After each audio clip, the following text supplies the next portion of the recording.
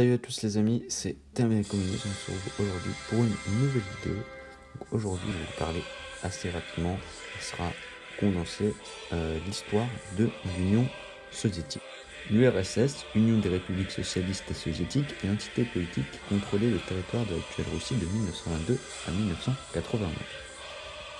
Elle contrôlera au plus fort du régime la Russie, l'Ukraine, la Biélorussie, les Pays-Baltes, le Caucase, le Kazakhstan, l'Ouzbékistan, le Turkménistan, le Tadjikistan, le Kirghizistan et la Moldavie.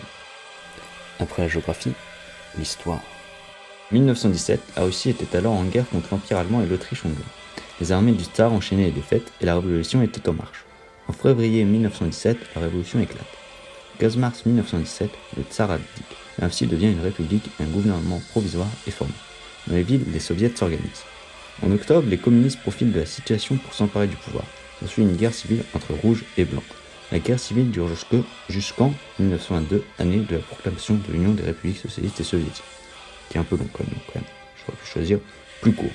Lénine, chef de la révolution, meurt en 1924. Son successeur n'est autre que Joseph Staline, je pense que vous le connaissez tous, le bon vieil oncle Joe. Staline pratique un pouvoir totalitaire et antipathique. Il organisera de nombreuses famines comme une Ukraine. Il purgera également les nombreuses institutions politiques et militaires de l'Union soviétique. Les victimes du régime stalinien s'élèvent à plus de 20 millions de morts. Exécutions, morts au goulag, déportations et familles comprises. En 1939, la guerre commence en Europe. L'Allemagne nazie d'Adolf Hitler envahit la Pologne. Le 17 septembre, les soviétiques franchissent à leur tour les frontières polonaises à la surprise générale. La Pologne est partagée entre l'Allemagne et l'URSS. Sur le front de l'Ouest, l'Allemagne perd sa ligne alliée et défait la France. Une fois sa victoire assurée sur les Occidentaux, Hitler se prépare pour sa véritable quête, la conquête des terres soviétiques. Le 22 juin, l'opération Barbarossa est lancée, une grande invasion terrestre jamais exécutée. Durant les premiers mois de la guerre, les Allemands placent le front de l'Union soviétique prise par surprise. Ils réussissent à occuper les Pays-Baltes, l'Ukraine, la Biélorussie et sont à seulement quelques kilomètres de Moscou. L'avancée allemande est néanmoins stoppée par la mer Rouge. L'opération Barbarossa est donc un échec. L'année suivante, Hitler lance une opération vers les Caucases. L'attaque a également pour but la prise de la ville de Stalingrad, ville de Staline, parce qu'elle était un peu mégalée. La fameuse bataille de Stalingrad commence. Après de longs mois de combat, les forces soviétiques réussissent à encercler la 6e armée du général Paulus. Ils réussissent à se faire capituler, puisqu'il met fin à la très meurtrière bataille de Stalingrad. En 1943 se déroule la bataille de Koursk, la plus grande bataille de blindés de l'histoire. Cette bataille est la dernière opération d'envergure exécutée sur le front de l'Est par le 3e Reich. L'année 1944 est marquée par l'opération Bagration. C'est le 22 juin, comme Barbarossa, il vise la reconquête de la Biélorussie, et se déroule en même temps que le débarquement. Cette offensive repousse les Allemands jusqu'à la frontière occidentale de la Pologne. La chute du 3e Reich approche. Du 4 au 11 février, une conférence est organisée entre les dirigeants de l'URSS, des États-Unis et du Royaume-Uni, la fameuse conférence de Yalta. Cette conférence est souvent présentée comme un partage du monde entre les deux géants que sont l'Union soviétique et les États-Unis. Les conséquences réelles de cette conférence sont l'entrée en guerre de l'URSS contre le Japon, comme le foot, la création de l'ONU et une zone d'occupation de l'Allemagne par la France.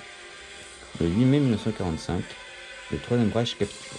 Le 2 septembre, c'est au tour d'Hirohito, l'empereur du Japon, de capituler suite au bombardement atomique de Hiroshima et de Nagasaki et de l'entrée en guerre soviétique. Après la guerre, l'URSS gagna une large zone d'influence en Europe de l'Est. C'est le début de la guerre froide. En 1953, Joseph Staline meurt. C'est la fin du stalinisme.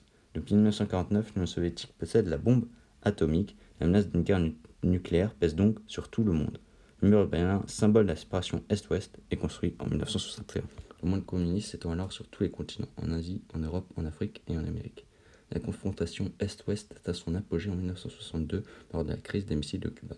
La guerre destructrice entre l'URSS et les USA est sur le point de commencer quand un compromis est finalement... La période d'apaisement suit la crise jusqu'aux années 90. En 1985, Mikhail Gorbatchev accède au pouvoir. L'économie soviétique est dans un état désastreux.